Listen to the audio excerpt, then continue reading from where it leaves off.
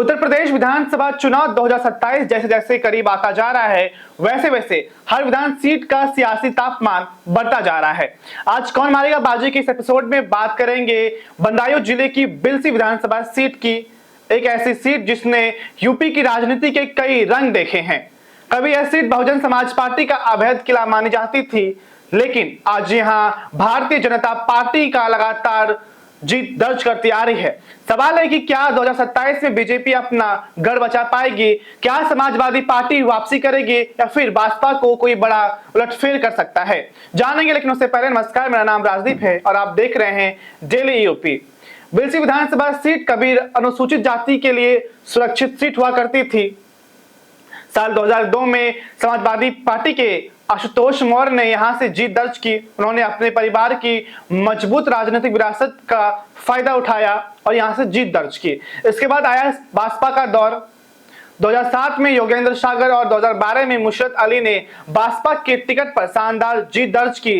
लगातार 2 चुनाव जीतकर भाजपा ने इस सीट को अपना मजबूत गढ़ बना लिया था, लेकिन फिर परिसीमन हुआ। परिसीमन के बाद बिलसी सीट सामान्य घोषित हो गई। इसके बाद इसी के साथ साथ यहाँ का पूरा राजनीतिक समीकरण भी पूरी तरह बदल गया। 2017 में बीजेपी की लहर चली और आर.के. शर्मा ने कमल खिला दिया, यानी पहली बार बिलसी सीट से जो है राजनीतिक रूप से बीजेपी ने जीत दर्ज की। फिर आया 2022 का विधानसभा चुनाव। बीजेपी ने अपने पकड़ और मजबूत करने के लिए बीजेपी से हरीश शाह को उम्मीदवार बनाया, तो वहीं उधर समाजवादी पार्टी ने कई छोटे दलों के साथ गठबंधन किया था। इसी गठबंधन के तहत बिलसी सीट महान दल के खाते में चली गई। महान दल के प्रमुख केशव देव मौर्य के बेटे ने सपा के चुनाव चिन्ह पर चुनाव लड़ा, लेकिन बीजेपी के हरीश शाह से हार गए। राजनीतिक विश्लेषकों का मानना है कि प्रत्याशी क्षेत्र में नया था और गठबंधन भी उतनी मजबूत नहीं थी, लेकिन अब 2027 के विधानसभा चुनाव में हालात पूरी तरह बदल चुके हैं। महान दल और समाजवादी पार्टी गठबंधन टूट चुका है। सपा का दावा है कि इस बार पार्टी अपने दम पर चुनाव लड़ेगी और पिछली गलतियों को नहीं दोहराएगी। वहीं बीजेपी से वर्तमान विधायक हरीश शाह का कहना है कि हम चुनाव देखकर काम नहीं करते, जिस दिन से जीते हैं उसी दिन से जनता के बीच हैं। पिछले 20 साल से हमारा 5 साल का काम विकास देख लीजिए। योगी सरकार में बिलसी का अभूतपूर्व विकास हुआ है, यानी बीजेपी विकास और संगठन दोनों के दम पर चुनाव लड़ने की तैयारी में है। वहीं समाजवादी पार्टी का कहना है कि पिछली बार गठबंधन की मजबूरी थी, इस बार पार्टी अपना प्रत्याशी खुद उतारेगी। सपा की कोशिश होगी कि मुस्लिम, यादव और मौर्य वोटों को एकजुट किया जाए और बीजेपी को सीधे चुनौती दी जाए। अब बात सबसे अहम जातीय समीकरण की, बिलसी विधानसभा सीट की जातीय समीकरण की। बिलसी सीट का चुनाव सिर्फ मुद्दों से नहीं बल्कि जातीय समीकरण से भी काफी प्रभावित होता है। स्थानीय आकलन के मुताबिक यहाँ यानी बिलसी विधानसभा सीट पे ठाकुर मतदाता लगभग 60,000, मौर्य, कुशवाहा और शाक्य समुदाय लगभग 55,000 है।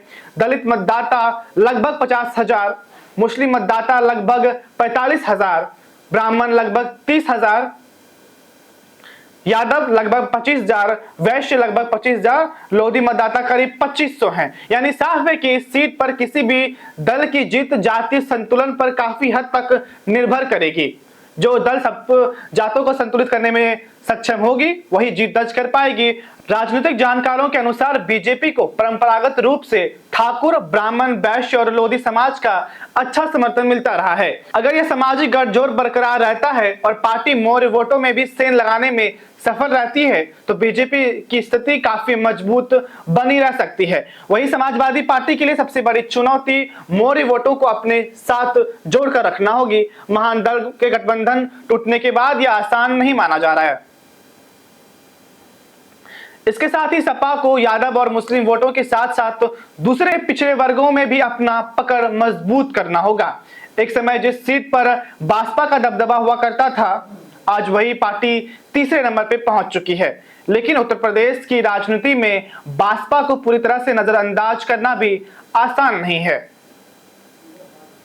अगर भाजपा दलित वोटों को फिर से मजबूत से जोड़ने में सफल रहती है तो मुकाबला त्रिकोणीय भी इस सीट पे, और इसका सबसे ज्यादा असर सपा के समीकरण पे पड़ सकता है। अब सबसे बड़ा सवाल यही है कि क्या बीजेपी फिर एक बार हरीश साहब पर भरोसा करेगी या फिर पार्टी नया चेहरा मैदान में उतारेगी? क्या समाजवादी पार्टी अकेले दम पर बीजेपी के मजबूत किले में सेंध लगा पाएगी? क्या बासपा अपने पुराने गढ़ में वापसी कर पाएगी या फिर बीजेपी एक बार फिर बीजेपी के नाम हो जाएगी? इन सभी सवालों के जवाब 2027 विधानसभा चुनाव में मिलेंगे।